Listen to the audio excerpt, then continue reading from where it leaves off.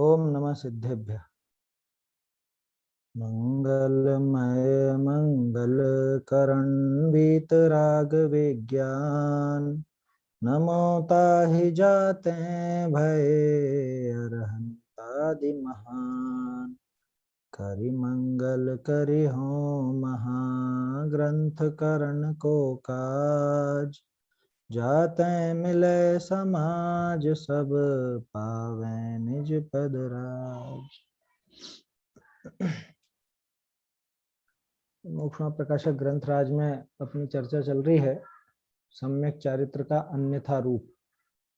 इस विषय पर अपन देख रहे हैं कुछ दिनों से प्रतिज्ञा के संबंध में अपनी बात हुई थी कि किस किस प्रकार से प्रतिज्ञा ले लेते हैं लोग बाग और फिर उसका यथावत पालन नहीं करते अथवा उसमें दोष लगाते हैं, या प्रतिज्ञा में उनकी बुद्धि पता नहीं कुछ और ही प्रकार की रहती है, यानी कि जिस प्रयोजन से वो प्रतिज्ञा धारण की जानी चाहिए थी उस प्रयोजन को छोड़ के कुछ कषाय आदि के मुख्य प्रयोजन से वहां पर प्रतिज्ञा आदि धारण कर लेते हैं। ये सारी प्रवृत्तियां अपन ने देखी। इसमें 3-4 तरह की कैटेगरी भी टोडरमल जी ने बताई कि एक तो जैसे वो भील चांडाल आदि थे जिन्होंने प्रतिज्ञा ली और पूरा निर्वाह किया, भले ही ज्यादा समझते नहीं थे, भले ही उनको तत्व ज्ञान नहीं था, लेकिन इतना तो विवेक था कि कुछ भी हो, मृत्यु का भी प्रसंग बने तो भी मुझे प्रतिज्ञा का भली प्रकार निर्वाह करना है। एक प्रकार का जीव तो वो। दूसरा जीव सम्यक दृष्टि, वो तो तत्व ज्ञानी होते हैं तो उसमें तो कोई दिक्कत ही नहीं है, उसमें कहने की कोई आवश्यकता नहीं। तीसरा जीव ऐसा दिखाया था कि जिनकी धर्म पर दृष्टि नहीं है, किसी अन्य कारण से उन्होंने प्रतिज्ञा आदि धारण कर ली, धर्म पर दृष्टि नहीं है। एक तो आया था ना, अंतरंग विरक्ति नहीं और प्रतिज्ञा धारण कर ली। एक जीव तो अंतरंग विरक्ति के बिना प्रतिज्ञा वाला, एक जीव जिसकी धर्म पर दृष्टि नहीं, और एक और जिसके सच्चा धर्म साधन नहीं, माने धर्म किस तरह से साधा जाता है ये भी जिसको पता नहीं है। यहाँ धर्म का अर्थ व्यवहार धर्म से ही समझिएगा कि व्यवहार धर्म भी जिसको नहीं मालूम कि किस तरह से साधते हैं, उनकी कैसी कैसी दशा होती है, वो यहाँ पर बताया है। बहुत सारी बातें आई, कुल मिला के बात ये निकली कि भाई जितने रागादि दूर हुए हों उस अनुसार प्रतिज्ञा करना, जिसमें आकुलता ना हो, जिसमें विकल्प ना हो, जिसमें प्रतिज्ञा के प्रति निरादर भाव ना हो, भली प्रकार सध जाए, उस तरह से प्रतिज्ञा अंगीकार करना चाहिए। प्रतिज्ञा के पहले क्या क्या सावधानियां रखनी चाहिए ये सब अपन ने 239 पेज पर देखा है। सबसे बहुत महत्वपूर्ण वो पैराग्राफ है अपने लिए, है ना, संशोधन भी था उसमें। पिछली चर्चा में अपन ने ये पैराग्राफ तक देखा था कि सच्चे धर्म की तो ये आमनाय है कि जितने अपने रागादि दूर हुए हों उसके अनुसार जिस पद में जो धर्म क्रिया संभव हो, जिस पद में जो धर्म क्रिया संभव हो वो सारी की सारी धर्म क्रिया करे। यदि अल्प रागादि मिटे हो तो निचले पद में प्रवर्तन करे, और अगर ज्यादा रागादि मिटे हो तो उच्च पद ग्रहण करे, लेकिन ऐसा कभी नहीं करे कि उच्च पद धारण करके नीची क्रिया करनी पड़े, या ऊंचा पद तो धारण कर ले और वहां पर क्रिया उसकी नीची ही होती रहे, निम्न क्रियाएं करता रहे। जैसे कि आजकल देखने में आता है, ऊंचे ऊंचे पद धारण करके भी कुछ लोगों की प्रवृत्ति ऐसी नीची सी हो जाती है। जैसे यूं समझ लीजिए, कोई ब्रह्मचारी हो अथवा कोई क्षुल्लक हो अथवा कोई एलक हो अथवा कोई मुनिपदधारी हो, और वो कुछ ऐसी क्रिया करें जो श्रावक के लायक भी ना हो, तो वो बिल्कुल भी उचित नहीं कहलाएगा। ध्यान रखिए, ऐसी प्रतिज्ञा या बाहरी आचरण का जो प्रयोजन था वो क्या था। पेज नंबर 238 पर अपन ने देखा था, कषाय भाव मिटाने के लिए, यही शब्द आया था। पहले तो तत्व ज्ञानी हो लिखा ना, पहले तत्व ज्ञान का उपाय करना, पश्चात कषाय घटाने के लिए बाह्य साधन करना। माने ये जितना भी बाहरी साधन था, चाहे वो कोई प्रतिज्ञा हो, चाहे वो कोई क्रिया हो बाहर की, कुछ भी हो, वो सब किस वजह से ग्रहण किए गए थे, कषाय घटाने के लिए। और अगर कषाय नहीं घट रही है, माने अपना प्रयोजन पूरा नहीं हो रहा है, तो कहीं ना कहीं गड़बड़ है, हमारे अभिप्राय में गड़बड़ है, या प्रतिज्ञा लेने की विधि में गड़बड़ है, या समझ लीजिए उसको यथावत पालन करने में हमारी गड़बड़ है। और वो गड़बड़ क्यों है? क्योंकि मान्यता गड़बड़ है। अगर मान्यता सही हो तो ऐसा विपरीत आचरण नहीं करेगा। यहाँ लिखा ना ये, भाई जितने अल्प रागादि मिटे तो निचले पद में ही प्रवर्तन कर, ज्यादा मिटे तो ऊंचा पद धारण करे, लेकिन ऊंचा पद धारण करके नीचे पद की क्रिया नहीं कर रहे। अब एक प्रश्न बनता है, भाई ऊंचा पद धारण करके नीचे पद की क्रिया तो न करे, लेकिन नीचे पद में ऊंचे पद का आचरण करे या नहीं करे? मेरा प्रश्न समझ में आया? कि कोई जो ऊंचा पद धारण करके बैठा हो वो तो नीचे निचले पद की क्रिया न करे, ये तो बात समझ में आती। लेकिन कोई निचले पद में हो, नीची दशा में हो, वो ऊंची दशा के लायक काम करे या नहीं करे? सीधे शब्दों में कहूं तो हम गृहस्थ हैं, गृहस्थ होकर के हम एलक शुल्लक जैसे कुछ क्रिया कर सकते हैं या नहीं, या गृहस्थ होकर हम मुनिराज जैसी कुछ क्रिया कर सकते हैं या नहीं, करनी चाहिए या नहीं, ये यहाँ पर टोडरमल जी बताएंगे। तो प्रश्न भी देखिए यही है। यहाँ प्रश्न जो स्त्री सेवन आदि का त्याग ऊपर की प्रतिमा विषय कया है, सो निचली अवस्था वाला तिनका त्याग करे कि न करे? कहां पे कहा है? ऊपर की अवस्था में। ऊपर की अवस्था में सबसे पहले देखो तो मुनिराज की दशा, जहां पे ब्रह्मचर्य महाव्रत है। उससे नीचे अगर देखें तो 7वीं ब्रह्मचर्य प्रतिमा, उससे भी नीचे अगर देखें तो दूसरी व्रत प्रतिमा है ना, वहां पे भी ब्रह्मचर्य व्रत आ जाता है ना, अणुव्रत, ब्रह्मचर्य अणुव्रत आ जाता है, प्रतिमा नहीं है वो अणुव्रत है ना, मतलब व्रत प्रतिमा है वो, 7वीं वाली ब्रह्मचर्य प्रतिमा जैसा ब्रह्मचर्य नहीं। अब यहाँ प्रश्न सीधा सा कि भाई जो ऊपर की प्रतिमा विषय जैसा वो त्याग कहा है स्त्री सेवन का, ध्यान रखिए यहाँ पे स्त्री सेवन का त्याग मात्र कहा है शब्द, है ना, स्व या पर नहीं लगाया है। स्त्री सेवन आदि का त्याग कहाँ पे कहा? ऊपर की प्रतिमा, है ना, ऊपर की प्रतिमा में कहा, तो निचली अवस्था वाला उसका त्याग करे या नहीं करे? मैं सीधी सीधी कहूं कि मैं स्त्री का त्याग करूं या नहीं करूं? प्रश्न समझ में आया? भाई हम निचले पद में हैं तो हम वो ऊंची, आपने तो प्रतिमा में बताया कि स्त्री का सेवन का पूरी तरह त्याग होता है, स्त्री सेवन का ब्रह्मचर्य प्रतिमा में, 7वीं प्रतिमा में। तो हम करें या नहीं करें स्त्री सेवन का त्याग, यानी ब्रह्मचर्य का पालन करें या नहीं करें, सीधे शब्दों में कि आपने तो ऊंचे लेवल पे बता दिया, इस जगह हो सकता है या नहीं? ताका समाधान बहुत सुंदर समाधान है और ये समझने लायक है, क्योंकि कई बार क्या होता है अपन लोग ही कई बार कुछ जोश जोश में ऊंची क्रियाएं नीचे पद में करने लगते हैं, या हम यूं सोचने लग जाते हैं हमारे वो वाली चीज हो गई, वो प्रतिमा या वो प्रतिमा के लायक काम हमने अभी कर लिया बिना प्रतिमा की। मुनि दशा से तो खैर कंपेयर कौन करता होगा खुद को, लेकिन उन प्रतिमाओं से खुद को अभी से कंपेयर करने लग जाते हैं, अभी से तुलना करने लग जाते हैं। तो ऐसी गड़बड़ी ना हो इसके लिए ये समझना पड़ेगा। बहुत सुंदर समाधान है, देखिए, सर्वथा तिनका त्याग नीचली अवस्था वाला कर सकता नहीं, कोई दोष लागे। जवाब तो इतना सही है वास्तव में, बाकी तो उसकी डिटेल है। क्या कह रहे हैं कि जो आप निचली दशा में ऊपर की दशा वाला त्याग करना चाहते हो वो सर्वथा नहीं हो सकता, उसमें कुछ ना कुछ दोष लगेगा। अब थोड़ा सा अपन उदाहरण बदलते हैं, ये ब्रह्मचर्य वाला तो छोड़ दो, इसमें तो अपन आपको फटाफट समझ में आ जाएगी बात कि भाई पर स्त्री त्याग तो कर ही सकता हूं मैं, सामान्य रूप से माता बहन सुता पहचानो अन्य स्त्रियों को, ऐसा तो कर ही सकता हूं, स्व स्त्री त्याग भले ना करूं, तो इतनी बात तो यहाँ पे लगा लेंगे। अपन उदाहरण थोड़ा सा बदलते हैं। यहाँ पर उदाहरण ले लीजिए कि मुनिराज ईर्ष्या समिति पूर्वक चलते हैं, ठीक है, ईर्ष्या समिति पूर्वक चलने का मतलब कि देख देख करके चलते हैं जमीन पर, ठीक है ना, कि हाँ हम भी बिल्कुल देख देख करके चलते हैं, बिना, जहां अंधेरा होता है हम कदम ही नहीं रखते हैं, हमेशा टॉर्च रखते हैं साथ में। आया समझ में? देखिए टॉर्च बहुत अच्छा साधन है श्रावक के लिए, हम लोगों के लिए टॉर्च बहुत बढ़िया साधन है, हर एक के पास होना चाहिए। हम लोग तो जब ये बच्चों की पाठशाला चलाते थे तो हर एक बच्चे को 2 चीजें अनिवार्य कर रखी थी हमने, एक तो टॉर्च और एक रुमाल।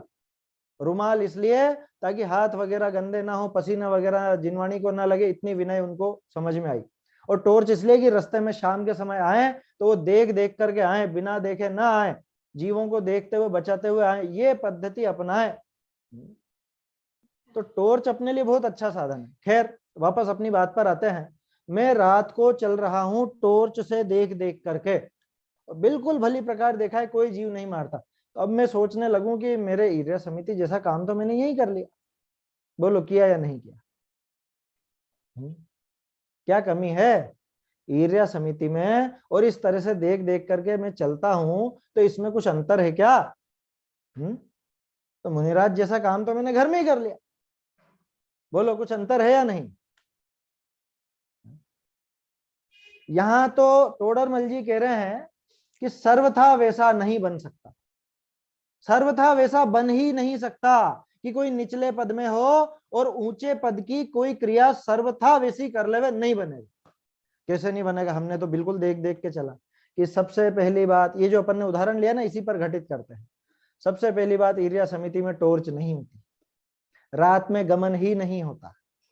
आया समझ में? रात में गमन ही नहीं होता। दूसरी बात, वहां पर जो मुनिराज के भाव चलते हैं उनको रंच मात्र भी ऐसा भाव नहीं होता कि मैं जीवों को बचा सकता हूं या मैं जीवों को मार सकता हूं। वो तीन कषाय चौकड़ी का अभाव कहां से लाओगे? वो कोरा देख देख करके चलना तो हो जाएगा, वो तो होना ही चाहिए, उसकी मना नहीं है, ध्यान रखिएगा, है ना, अन्यथा नहीं ले लेना। वो तो होना ही चाहिए प्रत्येक जीव को। क्या देख करके चलें, रात में ज्यादा लाइटें वगैरह का प्रयोग ना करें, लेकिन टॉर्च का प्रयोग जरूर करें। ये काम तो होना ही चाहिए, लेकिन इतने मात्र से कोई ईर्ष्या समिति नहीं हो जाती। इतने मात्र से मैं यूं सोचने लगूं कि मैंने तो ईर्ष्या समिति की अच्छी प्रैक्टिस कर ली है, कि भूल में है भैया। अच्छी प्रैक्टिस कुछ नहीं हुई है, क्योंकि पहली बात तो रात में गमन होता नहीं है ना, ईर्ष्या समिति में रात्रि में गमन नहीं होता। ईर्ष्या समिति में वो चार हाथ देख करके जो चलने का नियम है वो उस अनुसार पलता है। यहाँ पे तो बात करते करते भी जाते हैं अपन, इधर उधर देखते हुए भी जाते हैं, टॉर्च भले जली रहती है, ध्यान भी देते हैं पूरा, लेकिन ये सारे काम होते हैं, बहुत सारी बातें होती हैं। इसलिए टोडरमल जी ने लिखा कि ऊंची दशा जैसा सर्वथा नीची दशा में नहीं बन सकता। जो कार्य ऊंची दशा का है वो कोई नीची दशा वाला कर लेवे, प्रैक्टिस कर सकता है, लेकिन सर्वथा वैसा नहीं बन सकता। क्या कह रहे हैं कि सर्वथा तिनका त्याग, सर्वथा उनका त्याग। प्रश्न असल में उसके ऊपर था, ब्रह्मचर्य के ऊपर, कि भाई हम निचली दशा में स्त्री त्याग आदि कर सकते हैं या नहीं। ताका समाधान, सर्वथा तिनका त्याग निचली अवस्था वाला कर सकता नहीं, कोई दोष लागे है। अब कोई दोष कैसा भी हो सकता है, वो केवल ज्ञान गम्य बहुत बारीक है, अपने कोई पकड़ में नहीं है। ये मान लीजिए किसी ने स्वस्त्री का भी सेवन का त्याग किया हो, ठीक है, मतलब प्रतिमा वगैरह नहीं ली, तो स्वस्त्री सेवन का भी त्याग किया है। अब ये बताओ कि उसमें और वो ब्रह्मचर्य प्रतिमा वाले में कुछ अंतर है क्या? स्वस्त्री सेवन का भी त्याग किया है ना, ब्रह्मचर्य से ही रहता है, अलग अलग ही उनके बिस्तर हैं, अलग अलग ही सोते करते हैं, वो सब बातें हैं, लेकिन क्या उतने मात्र से उसके ब्रह्मचर्य प्रतिमा जैसा काम हो गया है? क्यों नहीं हुआ साहब? क्या कमी रह गई? कि अरे कभी मान लो हाथ पांव दुखते होंगे, कोई चोट लग गई होगी, तो वो स्त्री से मल्लम वगैरह दवाई वगैरह वो लगवाएगा या नहीं? वो स्पर्श होगा या नहीं? ब्रह्मचर्य प्रतिमा में वो नहीं होता। आया समझ में? ब्रह्मचर्य प्रतिमा में तो वो स्त्री मालिश वगैरह वो भी नहीं कर सकती, वो तेल मालिश या समझ लीजिए मल्लम या कोई दवाई या कुछ सिर दबाना, सिर दुख रहा है तो सिर दबाना, ये सारे काम नहीं होते हैं ब्रह्मचर्य प्रतिमा में। वो कैसे सधेगा वहां पर? अब मैं तो सोचूं कि मैंने तो ब्रह्मचर्य प्रतिमा जैसा कर लिया, नहीं कर सकता भैया। कोई दोष लगता है तो दोष को स्वीकार करना, मतलब दोष भले पता नहीं हो, इतना स्वीकार करना कि निचली भूमिका दोषपूर्ण है। प्रैक्टिस आप कर सकते हो, लेकिन इस भ्रम में कभी मत पड़ जाना कि हमने तो वो प्रतिमा यहीं पे साध ली, हमने तो वो समिति यहीं पर साध ली, ऐसा कभी नहीं होता। देखो कोई भी वस्तु अच्छी तरह से देख करके ही उठानी चाहिए, देख करके ही रखनी चाहिए, ठीक है, लेकिन क्या इतने मात्र से आदान निक्षेपण समिति हो जाएगी? हमेशा हित मित प्रिय वचन बोलना चाहिए, कोशिश भी करते हैं, बहुत से लोग बिल्कुल वैसे ही काम करते हैं, लेकिन क्या इतने मात्र से भाषा समिति हो जाती है? नहीं होती। तो कोई दोष लगता है, सबसे पहला दोष तो वो समझ लो कि वहां तीन कषाय चौकड़ी का अभाव है, और यहाँ तो अभी कुछ पता ही नहीं है कि एक कषाय चौकड़ी भी गई है या नहीं। सबसे पहला दोष तो वो आ जाता है, उस अनुसार मान्यता का दोष, और फिर उसके बाद बाहर की क्रिया भी यथावत वैसी नहीं बनती, 100% नहीं बन सकती। प्रैक्टिस हो सकती है, देख करके अपन चलेंगे तो देखने की आदत जरूर पड़ेगी, प्रैक्टिस आप कर सकते हो, लेकिन आप सोचो कि हमने वो समिति पाल ली या हमने वो इस तरह की प्रतिमा पाल ली, बिल्कुल भ्रम है। क्या कह रहे हैं? सर्वथा तिनका त्याग निचली अवस्था वाला कर सकता नहीं, कोई दोष लागे है। ताते हैं ऊपर की प्रतिमा विषय त्याग कया है, कि वो त्याग तो ऊपर की प्रतिमा में ही होगा। जैसे बहुत से लोग करते हैं ना, अरे सीधा सा है, आप तो यूं सोच लो, वही रात्रि भोजन त्याग। रात्रि भोजन त्याग किस किस के है? रात्रि भोजन त्याग का अर्थ समझते हैं कि वास्तव में रात्रि भोजन त्याग का वो तो है ही सही, पानी वगैरह नहीं लेना वो तो है ही, उसकी बात नहीं कर रहा हूं मैं। खुद कुछ भी नहीं खाता पीता, लेकिन घर में छोटा बच्चा है, उसको प्यास लगी, उसको पानी का गिलास देगा या नहीं? है? उसको देगा या नहीं? क्या रे कोई ऐसा सदता है? तो यही तो कह रहे हैं, वो जो प्रतिमा है रात्रि भुक्ति त्याग प्रतिमा, वो इसीलिए वो प्रतिमा इतनी आगे जाकर के, नहीं तो शुरू शुरू में जब हमने पढ़ा ना तो बहुत आश्चर्यचकित हुई कि ये क्या बात हुई, इतने सीधे से नियम। रात्रि भोजन तो हम ही नहीं करते, और रात्रि भोजन हम नहीं करते का मतलब रात में खाना नहीं खाते, बाकी तो सब खाते ही। केले हो गए, फल हो गए, कोई केले के चिप्स हो गए, मूंगफली हो गई है, और चीजें हो गई, और कि ये तो चलता है रात में, ये तो चलता है। कहाँ लिखा रहा है रात में चलता है? रात्रि भोजन का त्याग अगर सामान्य रूप से भी देखो, प्रतिमा की बात नहीं कर रहा, सामान्य रूप से भी देखो तो पानी भी नहीं पिया जाएगा रात में। सूर्यास्त से लेकर सूर्योदय तक वो रात्रि काल कहलाता है। अभी तो ज्यादातर लोग यही सोचते हैं कि रात माने शाम को 7 बजे बाद है या 7:30 बजे बाद। हमारे तो साहब रात्रि भोजन का त्याग है, 7 बजे तक हम खा लेते हैं। सर्दियों में तो 5:30 पे सूर्यास्त हो जाता है हमारे। और फिर क्या कहता है कि 7 बजे तक का है, उसके बाद तो त्याग है। और त्याग भी काहे का? रोटी का त्याग है, और काहे का त्याग? सिर्फ रोटी का त्याग करके सोचता है हमारे रात्रि भोजन त्याग हो गया। भैया त्याग तो ऊंची दशा में ही होगा, यहाँ सर्वथा वैसा नहीं बन सकता। दशा अभी इतनी निचली है कि रात को दूध पीता है, पानी पीता है, फलाहार बोलते ना, फलाहार, क्या फलाहार कर रहा है। ये काम नहीं होते रात्रि भोजन, रात्रि भोजन त्याग में। और प्रतिमा में तो दूसरे को भी नहीं देगा, खुद के घर का बच्चा हो तो उसको भी दूध पानी इत्यादि भी नहीं देगा। इतना रात्रि भुक्ति त्याग प्रतिमा में होता है। इसलिए टोडरमल जी कह रहे हैं कि भैया सर्वथा तो उनका त्याग निचली अवस्था कर ही सकता नहीं, निचली अवस्था वाला नहीं कर सकता, कोई दोष लागे है। ताते ऊपर की प्रतिमा विषय त्याग कया है, ऊपर की प्रतिमाओं में ही वो त्याग होता है। निचली अवस्था विषय जिस प्रकार त्याग संभव है, तैसा निचली अवस्था वाला भी करे, है ना? जैसी उसकी भूमिका हो। भूमिका का क्या मतलब? कोई अलग से सींग नहीं उग जाएंगे या अलग से कोई वेशभूषा नहीं बदल जाएगी। भूमिका मतलब अपने भाव भूमिका, है ना? जैसी उसकी भूमिका हो वैसा वो भी करे, परंतु जिस निचली अवस्था विषय जो कार्य संभवे ही नहीं, ताका करना तो कषाय भावनी हिते हो है। लो, ये बहुत भारी बात है, ये समझना चाहिए अपने कि मैं जिस भूमिका में हूं, माने जैसे काम मेरे नजर आते हैं उस हिसाब से मैं कुछ ऐसा ऊंचा त्याग अगर कर देता हूं, ऊंची भूमिका के लायक त्याग कर देता हूं, तो ये पक्का समझिएगा कि कुछ ना कुछ कषाय भाव से वो त्याग किया गया। उदाहरण दे रहे हैं टोडरमल जी, बहुत सुंदर उदाहरण देखिए। जैसे को सप्त व्यसन सेवे और स्व स्त्री का त्याग करे तो कैसे बने?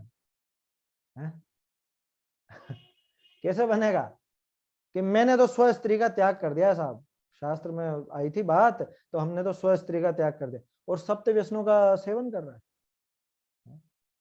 सप्त व्यसन का सेवन चल रहा है और स्व स्त्री का त्याग। जैसे एक थोड़े दिन पहले मैंने एक उदाहरण दिया था ना कि रात्रि भोजन का जो त्याग है, रात में कुछ भी नहीं खाता पीता, लेकिन वो सिगरेट पीता या तंबाकू खाता है, तो उसके क्या रात्रि भोजन का त्याग सधेगा?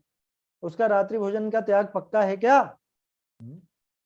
तो ऐसा दोष लगता है। जैसे को सप्त व्यसन सेवे और स्व स्त्री का त्याग करे। उदाहरण भी तो देखो टोडरमल जी ने कैसा सटीक दिया है कि साहब सप्त व्यसन का सेवन चल रहा है और इधर कह रहा है कि मैंने स्व स्त्री छोड़ दी, स्व स्त्री का त्याग कर दिया, स्व स्त्री सेवन का त्याग कर दिया। नहीं बन सकता। कि क्यों? स्व स्त्री का सेवन त्याग करना धर्म नहीं है क्या? अरे यद्यपि स्व स्त्री का त्याग करना धर्म है, धर्म है माने पुण्य, यहाँ पे धर्म का अर्थ पुण्य से लेंगे, धर्म है, तथापि पहले सप्त व्यसन का त्याग होई, तब ही स्व स्त्री का त्याग करना योग्य, तब जाके उसका स्व स्त्री का त्याग योग्य कहलाएगा। समझ में आ रही है बात? क्योंकि बहुत से लोग ऐसी ऊटपटांग प्रतिज्ञाएं ले लेते हैं कि हमारे तो उसका कुएं के पानी की ही सौगंध है साहब, हम तो कुएं का ही पानी पिएंगे। अच्छा, और बाहर होटलों का और उनका तो खा लेता है और नियम है कि कुएं का ही पानी पिएगा। ये कैसी भाई भूमिका जैसी हो उस हिसाब से त्याग करना। अपन उसका पक्ष नहीं ले रहे हैं कि वो ऐसा नीचा काम करता ही रहे, उसकी तो बात ही नहीं है, वो चीजें तो पहले ही छोड़ दें। यहाँ तो अपन देख रहे हैं कि आगे की भूमिका के लायक जो प्रतिज्ञाएं होती हैं या आगे की भूमिका में जो क्रियाएं होती हैं उसको कोई नीचे की भूमिका वाला करना चाहे तो उसमें किस तरह से दोष लगता है। अपने भावों को, इसीलिए तो टोडरमल जी ने लिखा अपने भावों का, अपने परिणामनी का ठीक करे, निर्णय करे कि अभी मैं किस भूमिका लायक हूं। समझ में आ रही है बात? जैसे सभी जगह तो जाता फिर रहता हूं मैं, इधर उधर घूमता फिरता हूं, रिश्तेदारी में भी जाता हूं, शादी ब्याह में जाता हूं, मरण मौत में जाता हूं, बच्चे बच्ची होते हैं वहां जाता हूं, और फिर मैं तो सोचूं कि मैं तो दिग्व्रत देशव्रत ले लूं। क्या अभी 6 ढाला में दिग्व्रत का प्रकरण पढ़ा, देशव्रत का प्रकरण पढ़ा, वहां तत्वार सूत्र आदि में देखा और कि मेरा तो नियम ले लूं, मैं तो ऐसा सोचने लगा कि अरे भाई तू अभी सब जगह जाता है, तेरे खुद के बच्चे बच्चियों की शादी के लिए तू ढूंढ रहा है और उनकी शादी आदि करने की सोच रहा है और यहाँ पे दिग्व्रत देशव्रत ले। आपको पता है मुनि होने के पहले की बहुत सारी भूमिकाएं जांची जाती हैं। कोई मुनि बनने की इच्छा रखता हो ना तो उसके भाव देखे जाते हैं, उसकी वो जो पूरी पारिवारिक परिस्थिति है वो सब देखा जाता है। प्रवचन सार जी के आखिर में जो चरणानुयोग सूचक चूलिका है वहां पर इस तरह के प्रकरण है क्या, वो सब देखा जाता है कि इसके माथे कोई कर्जा तो नहीं है। इधर तो जगत से पूरा कर्जे में डूबा हुआ हूं मैं, और फिर अब क्या करें कि चलो मुनि बन जाते हैं, कोई मांग ही नहीं सकता। वो मुनि के लायक भूमिका हुई ही नहीं, वो नहीं साध सकता, उसके होगी ही नहीं। आया समझ में?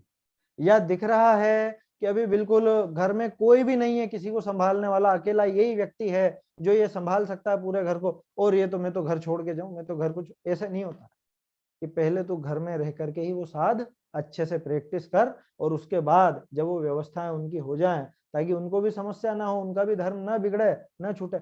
ऐसी बहुत सारी बातें हैं क्या निचली भूमिका में प्रैक्टिस की जा सकती है। वैसा नियम तो ऊपर की भूमिका का नियम तो ऊपर की भूमिका में ही होगा, है ना।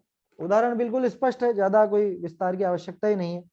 कोई स्व स्त्री का त्याग कर दे और सप्त व्यसन का सेवन करता, ये बात नहीं चलेगी, है ना। रात में पानी वानी का भी त्याग कर दिया और इधर सिगरेट पीता हो रात में, ये नहीं चलेगा, ऐसा समझ लीजिए।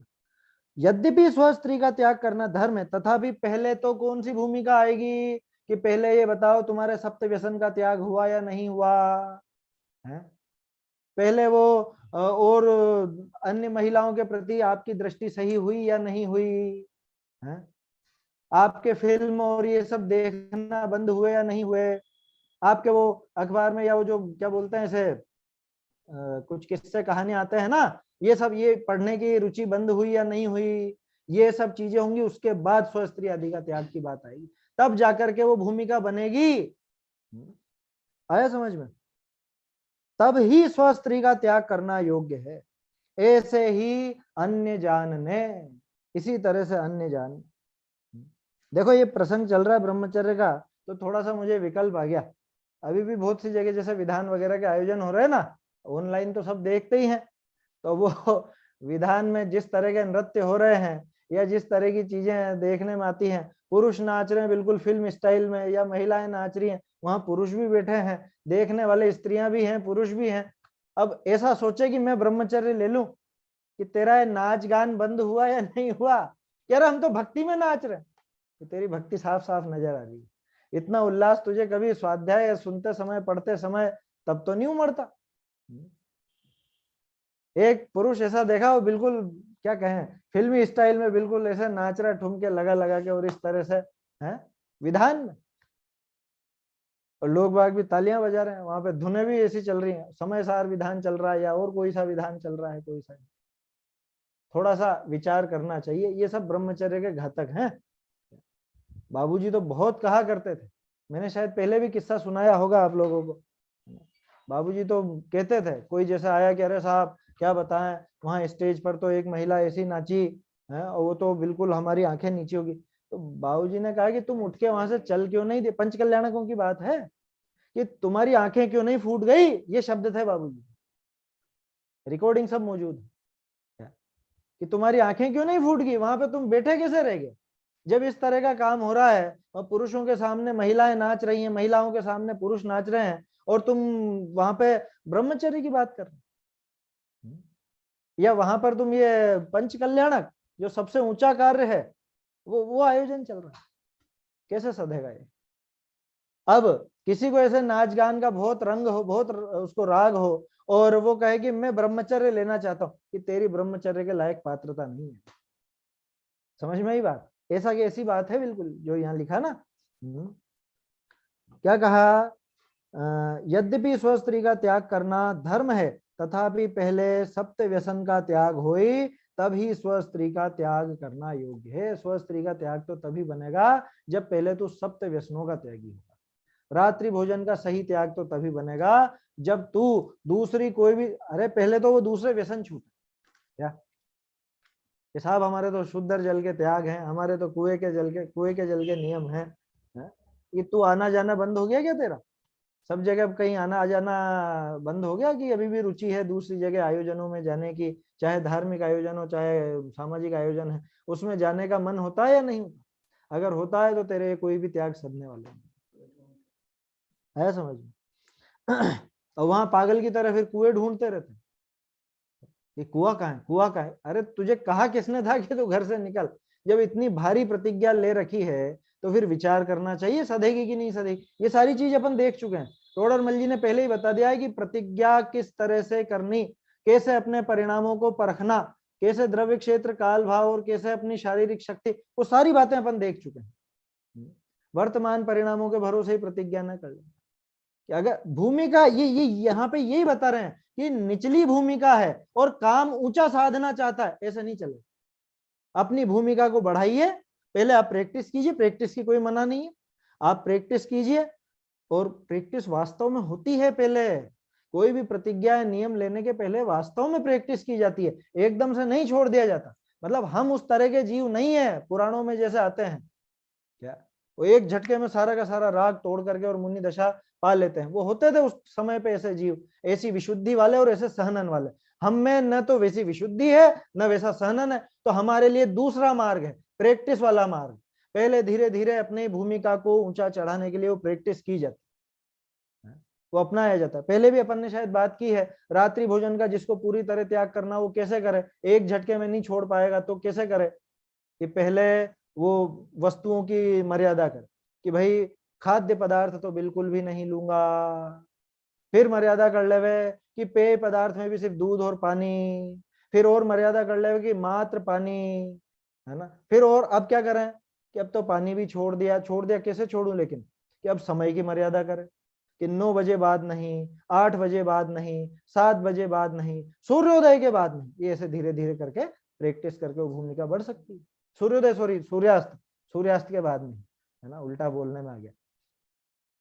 तो ऐसे मर्यादा मतलब अपनी स्वयं की भूमिका बढ़ा बढ़ा करके वो प्रतिज्ञा की प्रैक्टिस की जाती है। तो टोडरमल जी साहब यही बताना चाह रहे हैं कि भाई निचली भूमिका में तुम ऊंचा धर्म साधना चाहते हो, ऊंची क्रिया करना चाहते हो, वो सर्वथा नहीं बन सकता, कुछ दोष लगता है ना। 2-4 तरह का अपन ने उदाहरण देख लिया, वो देख करके चलने का, देख करके वस्तु रखने का, धरने का, ये ब्रह्मचर्य का यहाँ पे टोडरमल जी ने खुद ने दिया ही ये उदाहरण, रात्रि भोजन का। ऐसे ही अन्य जानने, इसी तरह से अन्य भी जान लेना, अन्य भी, अन्य का मतलब अब ये जो एक उदाहरण दिया था स्व स्त्री के त्याग का, ऐसे ही किसी भी प्रतिज्ञा का देख लेना कि अभी हमारी वो भूमिका है या नहीं, हमारी जैसी भूमिका हो उस हिसाब से हमको नियम लेने चाहिए, उस हिसाब से प्रतिज्ञा आदि करनी चाहिए, उस हिसाब से बाहरी क्रिया करनी चाहिए। चलिए अब अगले प्रकार का जीव, क्या, कैसा जीव, बहुरी सर्व प्रकार धर्म को न जाने। लो ये सबसे खतरनाक आया है। पहले जो अपन ने देखे थे वो तो देखे थे जिसके अंतरंग विरक्ति नहीं हुई और फिर भी प्रतिज्ञा ले ली। एक देखा था जिसकी धर्म पर दृष्टि नहीं, दूसरा देखा कि जिसके सच्चा धर्म साधन नहीं। अब आ रहा है कि जो सर्व प्रकार धर्म को न जाने, माने धर्म को जानता ही नहीं, पता नहीं जाने कैसे यहाँ घुस गया, जाने कैसे धर्मात्मा का लेबल इस पे लग गया। सर्व प्रकार धर्म को न जाने ऐसा जीव क्या करता है, कोई धर्म का अंग को मुख्य करी अन्य धर्मनि को गौण करे। लो, ये प्रत्येक जीव के ऊपर लागू पड़ती है ये बात, आया समझ में? एक धर्म को मुख्य करके, धर्म के अंग को, धर्म के एक अंग को मुख्य करके अन्य धर्मनि को यानी अन्य अंगों को गौण कर देता है। जैसे उदाहरण स्पष्ट है, कई जीव दया धर्म को मुख्य करी पूजा प्रभावनादि कार्य को उठापे है, कई पूजा प्रभावनादि धर्म को मुख्य करी हिंसादिक का भय न रखे, कई तप की मुख्यता करी आर्त ध्यान आदि करके भी उपवास आदि करे, वह आपको तपस्वी माने निशंक क्रोधादि करे। लो, कई दान की मुख्यता करी बहुत पाप करी के भी धन उपजाई दान दे है, कई आरंभ त्याग की मुख्यता करी याचना आदि करे है। अब यहाँ पे एक संशोधन तो क्या है, एक्स्ट्रा चीज थी जो टोडरमल जी लिखना चाहते थे, है ना, मैं आपको उसमें दिखाता हूँ। वैसे ये जो प्रकाशित प्रतियां हैं अपने स्मारक आदि से, उसमें नीचे एक फुटनोट दिया है ना, मेरे ख्याल से सबके पास वो प्रतियां होंगी, तो नीचे फुटनोट दिया हुआ है, वो की वही पंक्ति है। यहाँ एक मिनट, ये कहाँ पर था, हाँ, ये जो एक नंबर दिया है, आरंभ त्याग की मुख्यता से याचना आदि करते हैं, है ना। फिर इसके बाद लिखा, यहाँ स्नान आदि शौच धर्म का कथन तथा लौकिक कार्य आए, धर्म छोड़ी तहां लग जाए, तिनका कथन लिखना है। अब ये किस्मत से लिखना रह गया, क्योंकि ये लाइनें अगर आ जाती, नहीं लिखा हुआ आपकी पुस्तक में, कहाँ स्मारक से छपी है, कहाँ से छपी हुई है?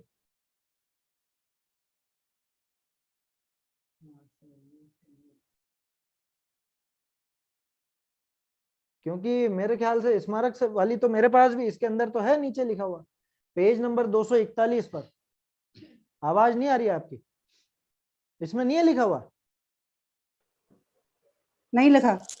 अच्छा, कौन सी प्रति है आपके पास? ये टोडरमल स्मारक की है। अच्छा, तो मेरे पास भी है टोडरमल स्मारक वाली, इसमें तो है। एडिशन अलग होगा, या तो पुराना एडिशन है क्या आपका? बापू नगर जयपुर। हाँ, वो तो ठीक है। संस्करण कब का है ये? पेज पलटिए आप, पेज पलट के देखिए, इसी पेज के पीछे लिखा होगा संस्करण, प्रथम द्वितीय आदि लिखा होगा ऊपर ही ऊपर। दूसरा पे दूसरा संस्करण है। हाँ, तो ये पुराना है, पुराने संस्करण में ये नहीं दी होगी लाइन, कोई बात नहीं, मैं हस्तलिखित में से आप लोगों को ये लाइन दिखाता हूँ जी।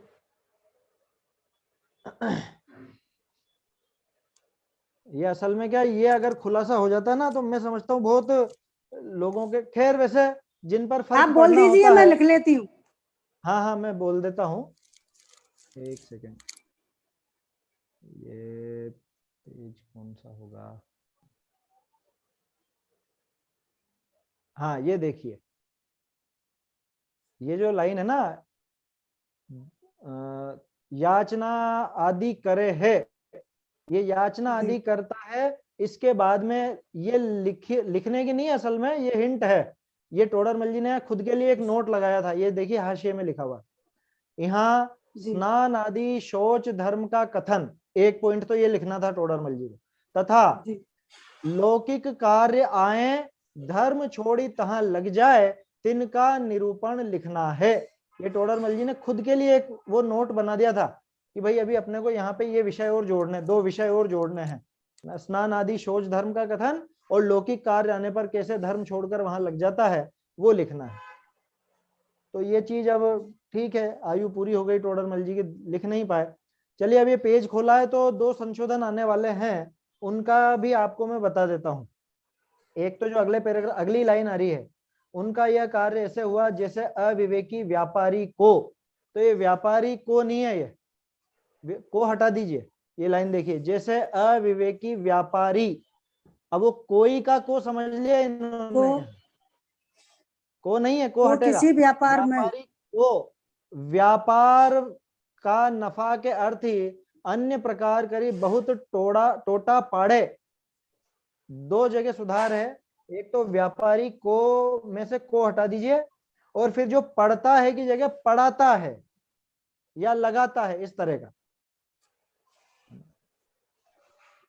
इस तरह से ये दो संशोधन अगले पैराग्राफ में आने वाले हैं, तो वो भी आप इसके हिसाब से कर सकते हैं। चलिए अपन तो एक एक चीज की बात करते हैं, यहाँ जैसा उदाहरण दिया है और जो चीज टोडरमल जी दिखाना चाहते हैं। आखिरी लाइन पढ़ देता हूँ पहले मैं।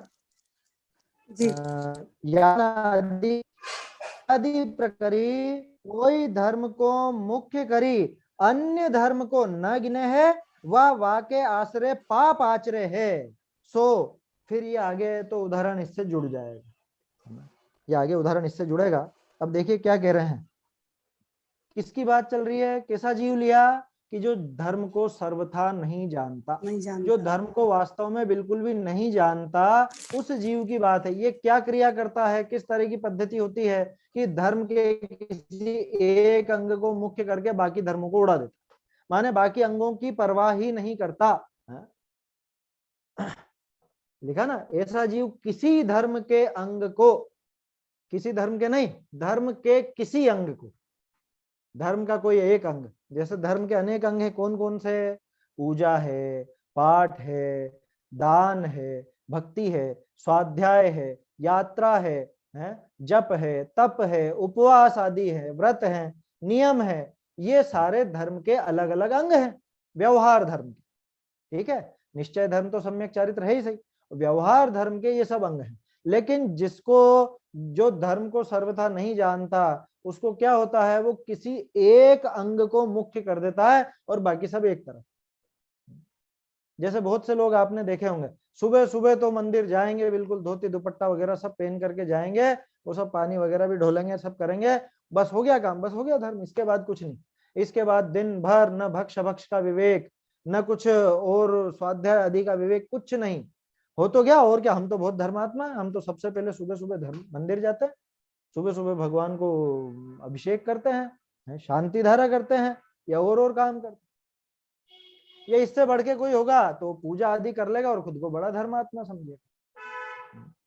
या इसका विपरीत ले लो, कोई सिर्फ स्वाध्याय आदि करता है, भगवान के दर्शन स्तवन पूजन आदि के भाव ही नहीं होते उसको। या कोरा व्रत उपवास, इनमें तो बहुत बुद्धि लगाता है, लेकिन वहां पे जरा भी विवेक नहीं है।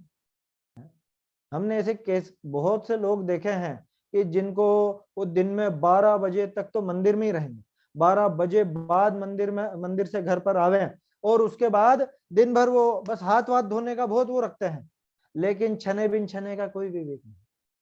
क्या नखरे सकरे का तो बहुत, अरे छने का कोई विवेक नहीं। ऐसा हाथ धोना किस काम का, जहां छने पानी का विवेक नहीं हो, बिना छने पानी से हाथ धो लेता हो, उसका हाथ धोना किस काम का है? समझ में आई बात? तो ऐसे बहुत से उदाहरण ये टोडरमल जी ने खुद नहीं दिए हैं उदाहरण। देखिए अपन देखते हैं एक एक करके। सबसे पहला उदाहरण है, जैसे कई जीव दया धर्म को मुख्य करी पूजा प्रभावनादि कार्य को उठाते हैं। ठीक है, क्या अरे भैया दया पालनी चाहिए, अहिंसा रखनी चाहिए, अहिंसा बिल्कुल कोई हिंसा मत करो, थोड़ी भी हिंसा मत करो। अच्छा ठीक है, पूजा प्रभावना आदि में देखो, पूजा भी आरंभिक कार्य है, प्रभावना करने में भी कुछ हिंसा तो होती है, अपने को ऐसा काम नहीं करना, अपन तो पूजा ही छोड़ दो। क्यों कि अरे इतनी भी हिंसा नहीं करेंगे हम, इतनी सी भी हिंसा नहीं करेंगे। तो जो पूजन मतलब अहिंसा का इतना वो पक्ष रखते हैं, लेकिन वहां पर वो पूजा प्रभावना आदि वो सब छोड़ बैठा, किसके पीछे, अहिंसा को मुख्य करके, दया को मुख्य करके पूजन भी छोड़ दी, प्रभावना आदि भी छोड़ दे, ये सब काम छोड़। जैसे होते हैं ना, बहुत से हमारे ऐसे भाई होते हैं, अरे देखो पानी ढोलने में बहुत हिंसा होती है, जीवों का घात होता है, तो नहाना धोना बहुत कम करना। क्या जरूरत नहीं लगे तब तक नहाना ही नहीं, 2-2 3-3 4-4 दिन तक नहीं नहाता ऐसा है, ऐसे जीव होते हैं, इस तरह के जीव होते हैं। क्यों नहीं नहाते हो साहब? अरे नहाने में हिंसा नहीं होती है क्या? हमें तो नहीं करनी हिंसा।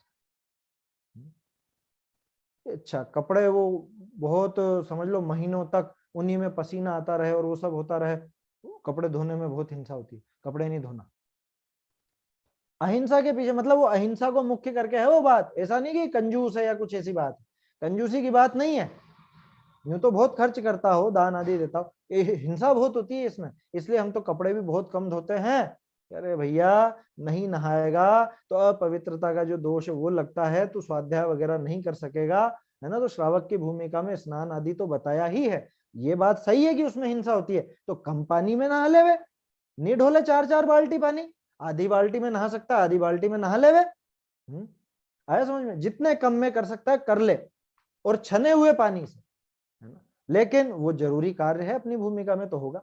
कपड़े महीनों तक नहीं धोएगा, वो पसीने आदि में उसमें जीव पैदा नहीं होंगे, फिर उसका दोष नहीं लगेगा क्या? वहां अहिंसा नहीं दिखती। तो ये विचार करना चाहिए। सबसे पहली बात थी, अहिंसा को मुख्य करके उसने क्या किया? पूजा प्रभावना आदि इनको ही, उनका ही उत्थापन कर दिया। अगला देखिए, एक सेकंड, टोडरमल जी ने एक उदाहरण और काट के रखा था, इसमें काट दिया था। परिणाम तो जैसे हो तैसे हो, की रक्षा करनी के अपनों धर्म जाने आदि, ठीक है, वो काट ही दिया था पूरा। अब कोई इसका विपरीत करते हैं, ये अहिंसा का विचार करके पूजा प्रभावना को उड़ा दिया इसने।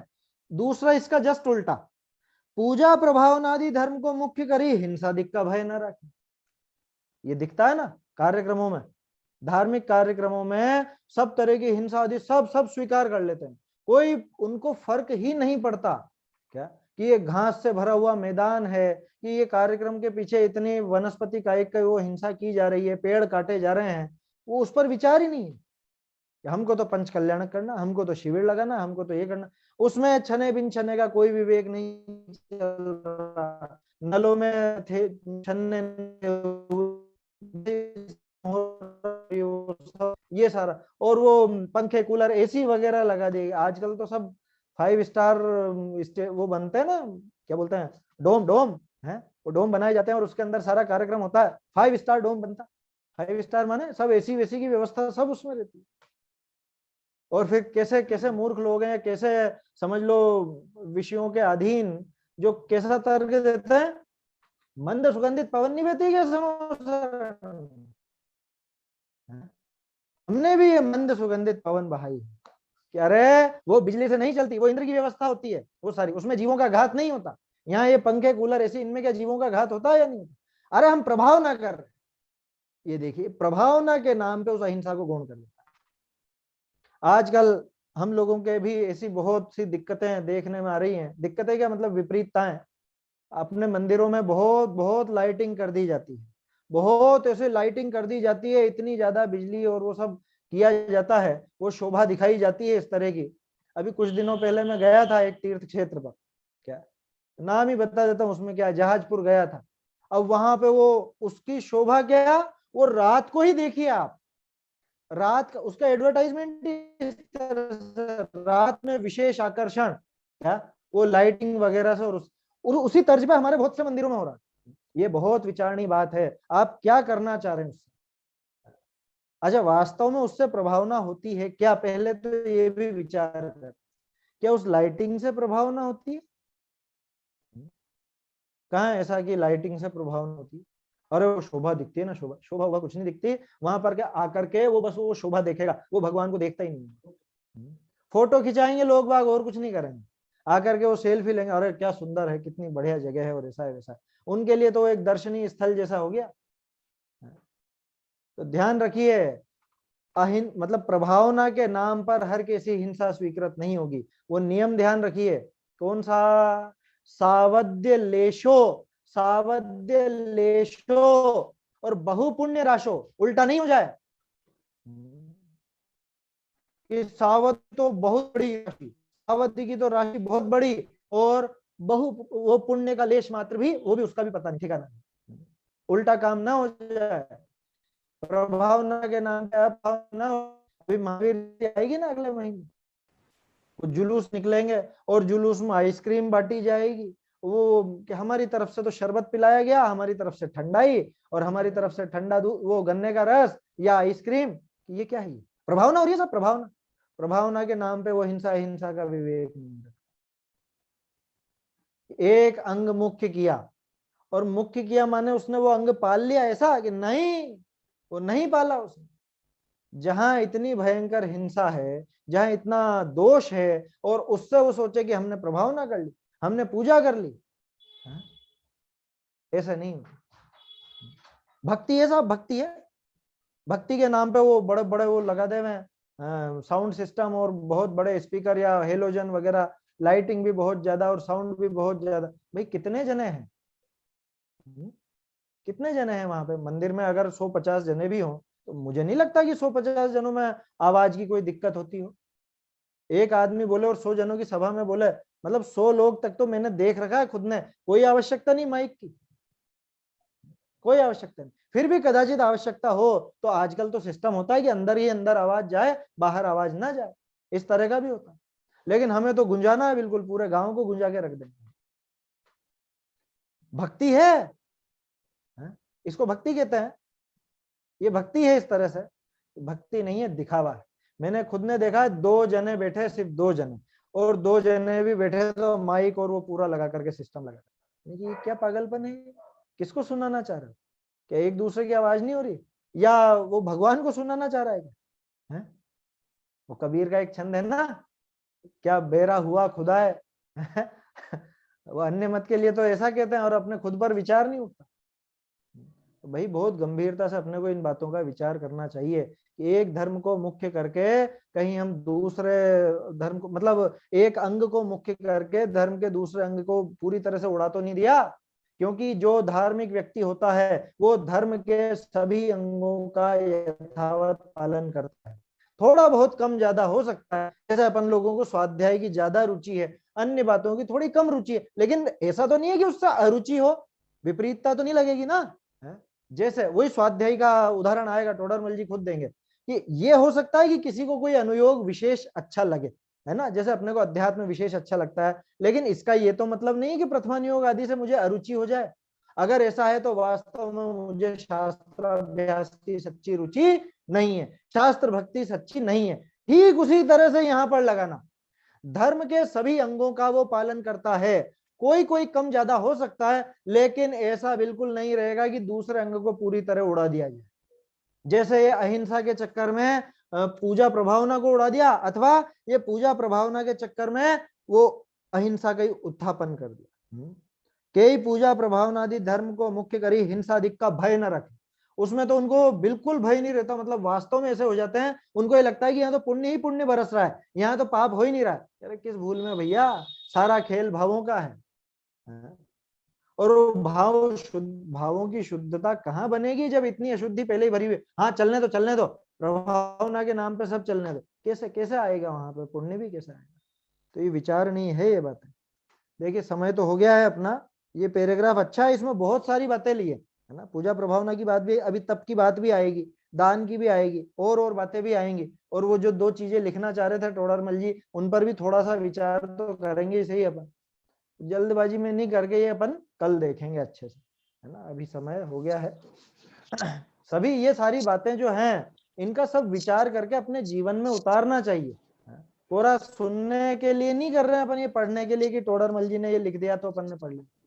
मांडले के ऊपर टूनी लाइट यानी जुगबुग लाइट जलाकर, जलाना जुगबुग टूनी लाइट, और चारों मांडले के चारे कोने में प्लास्टिक के ठोंगा के अंदर, मतलब खूब शोभायमान उसके अंदर जुगबुग लाइट करके हाँ चलाना, जलते रहना, लाइट जलती है बूझती है, जलती है बूझती है, चारों तरफ झालर लगाना टूनी लाइट का। ये उचित है क्या? अब आपके प्रश्न में ही जवाब छुपा हुआ है। भाई जब दिन के उजाले में आप पूजा कर रहे हैं, आपको रोशनी की आवश्यकता नहीं है, ये क्या पद्धति है कि हम ये शोबाजी में और इसमें लग गए? किसी भी तरह से उचित नहीं है। अपने यहाँ समेत शिखर जी में, अपने यहाँ कुंद कहान नगर में ये काम हो रहा है, और ये काम मैंने वहां के ट्रस्टी को भी नजर में लाया था। प्लस इसका जो शुरुआत करने वाले हैं सनावद के जतीश चंद्र जी शास्त्री है, जिनको मैंने मना भी किया तो वो कोई भी सुनने के लिए तैयार नहीं है। इससे शोभा बढ़ती है मांडले की। अब वो मांडले की शोभा से पूजा होती है क्या? पहला प्रश्न तो ये है ना। वो किसने भी किया हो, व्यक्तिगत अपने को नहीं जाना किसी पर, मुद्दा मुख्य होना चाहिए। मैं तो ये कह रहा हूं कि मांडले की शोभा से पूजा का क्या लेना देना है, एक बात। दूसरी बात, पूजा किसकी की जा रही है? लोग आकर्षित होते हैं, इससे प्रभाव ना होता है। लोग आकर्षित किस बात के लिए? वो तो चकमक के लिए हुआ है, वो जुगमग, वो जो आप कह रहे हो जगमग लाइटों के लिए आकर्षित हुआ है। वो पूजा की पंक्तियां विशेष समझ में आएंगी क्या उससे? या भक्ति का भाव विशेष बैठेगा क्या उससे? अगर बैठता हो तो ठीक है, लगाइए आप, अगर वहां पे विशेष भक्ति का भाव बैठता हो तो। ये तो अपने मुमुक्षुओं का ये हाल है। अब क्या कर रहे हैं साहब, इसीलिए तो ये बातें करनी पड़ती हैं अपने को। स्वाध्यायी होकर के भी अगर ये बात गले नहीं उतरे तो क्या, किस बात का स्वाध्यायी, किस बात का मुमुक्षु?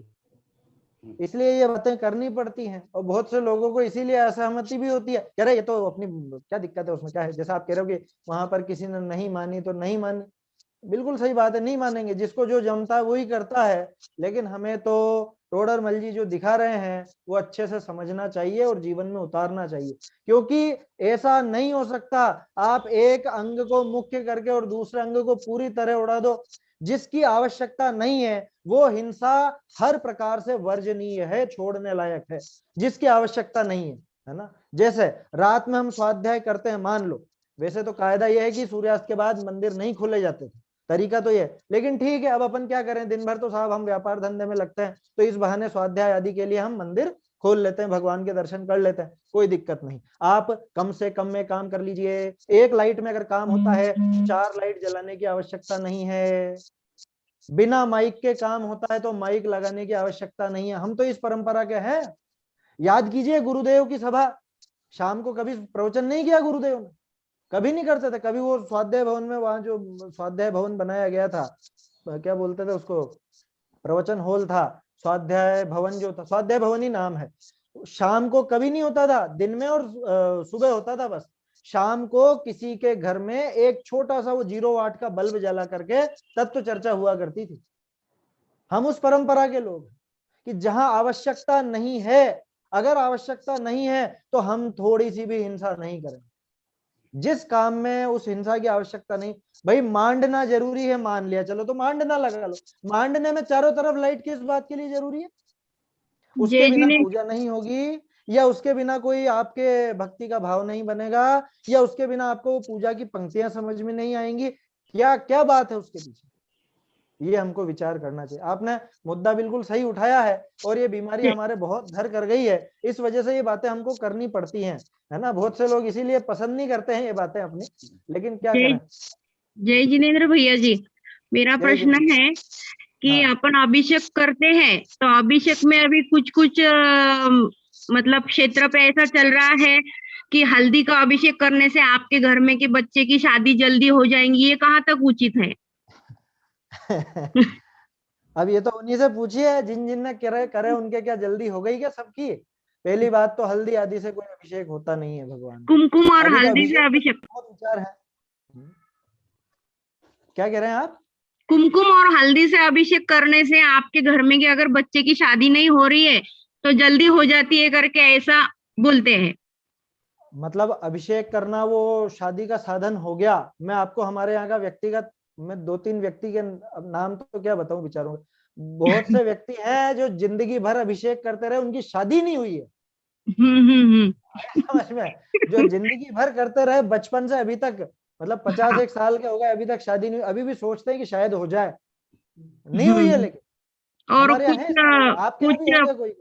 हाँ हाँ, कुछ फल का भी बता रहे थे कि विटामिन डी सी रहने से आपको कोरोना नहीं होगा। अभी जो कोरोना काल चल रहा है ना, तो संतरे का, अंगूर का, इससे करने से आपको कोरोना भी नहीं होगा अगर आप इससे अभिषेक करोगे तो भगवान के ऊपर।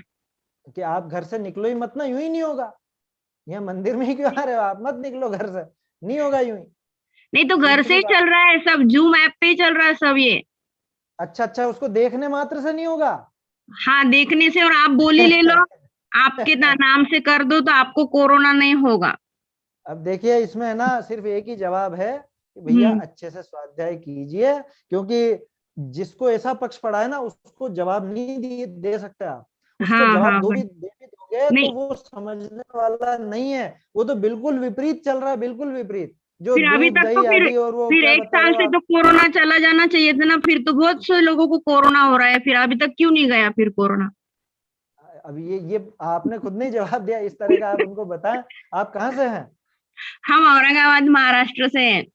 औरंगाबाद से। हाँ, तो वो महाराष्ट्र में थोड़ा बीस पंथ का ज्यादा चलता है, ये विपरीतता हम्म ज्यादा चलती है ना। मेरे ख्याल से हम्म मोक्षमा प्रकाशक के अभ्यासी बहुत कम लोग होंगे वहां पर।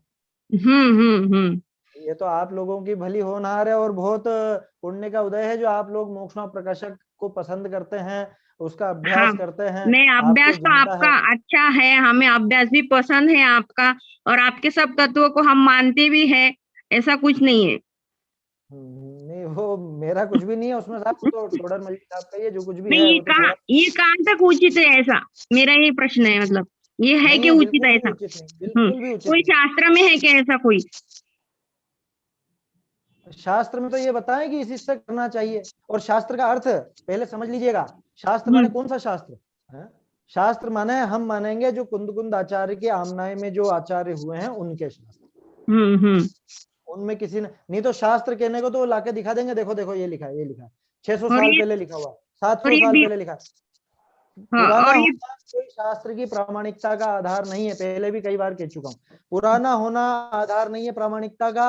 संस्कृत में या प्राकृत में लिखा होना भी कोई प्रामाणिकता का आधार नहीं है। अरे बल्कि ने लिखा है ये भी आधार नहीं है। हमारे यहाँ तो प्रामाणिकता का एकमात्र आधार है वीतरागता की पोषक ही जिनवाणी कहलाती है। अब उससे वीतरागता बढ़ रही है कि राग? आप तो स्पष्ट रूप से आप जो कह रहे हो कि बच्चे बच्चे की शादी हो जाएगी, तो ये राग बढ़ा कि घटा? कि यहाँ तो बढ़ राग और बढ़ गया, यहाँ तो विपरीत बढ़ गया, हाँ, बढ़ इसका गया, कारण ज्यादा बढ़ है गया, कि ये और विपरीत मोह में, और ज्यादा मोह में गिर गए। ग्रहित मिथ्यात्व, स्पष्ट ग्रहित मिथ्यात्व में फंस गए। हम्म। अभी अभी होली के नाम पर जिन प्रतिमा के ऊपर ऐसे ऐसे रंग किया जा रहा है, जो फोटो ऐसे आ रही है जो देखकर माथा खराब हो जाता है, भाव खराब हो हाँ। जाते, फोटो खोलना बंद कर दिया। और 5 तरह फल के नाम से अभिषेक, केला संतरा, हाँ, क्या क्या यही नाम यही। दे रहे भगवान मालिक। ऐसे लोगों से दूर ही रहना, और ऐसी चीजें नहीं देखे तो अच्छा क्यों अपने भाव बिगाड़े। हाँ, आपके इसलिए समझाने से वो समझने वाले हैं नहीं, अपनी मान्यता पक्की कर लेना, ये जरूर समझने की बात। इसलिए फोटो खोलना ही कोई बंद कर खुद दिया। मंद कशाई जीव हो, समझना चाहता हो, उसको आप प्रेम से समझावें। आगे होकर के समझाने भी नहीं जाना, क्योंकि ऐसे जीव को आगे होकर के आप समझाने जाओगे वो उल्टा आपको पता नहीं क्या कहेगा। बिल्कुल बराबर। ऐसा है। ठीक, जय चलिए, जिनेन्द्र, जय जिनेन्द्र। तो ये तो क्या करें, काल जय में जिनेन्द्र। दोष ही कहा जा सकता है ना। जैनी ही जैन धर्म का एक तरह से नाश करने पर तुले हुए हैं, या जैनी ही बिल्कुल विपरीत मार्ग पर चल रहे हैं, तो अब दूसरों की तो क्या बात कहें। इसलिए अपन तो अपना काम करें, अपन विपरीत मान्यता में न फंसे, अपन विपरीतता न आवे अपने जीवन में। यहाँ तो टोडरमल जी की यही सीख है, तो टोडरमल जी ने तो अपनी जान दे दी इस चीज के लिए कि भाई सही मार्ग पर बने रहें जी। चलिए आगे की चर्चा फिर अपन कल करेंगे, है ना, समय हो गया है। निज निधि निज में बताई, यह अनंत उपकार है, इसके लिए जिन वाणी माँ को वंदना शत बार है, वंदना शत बार है।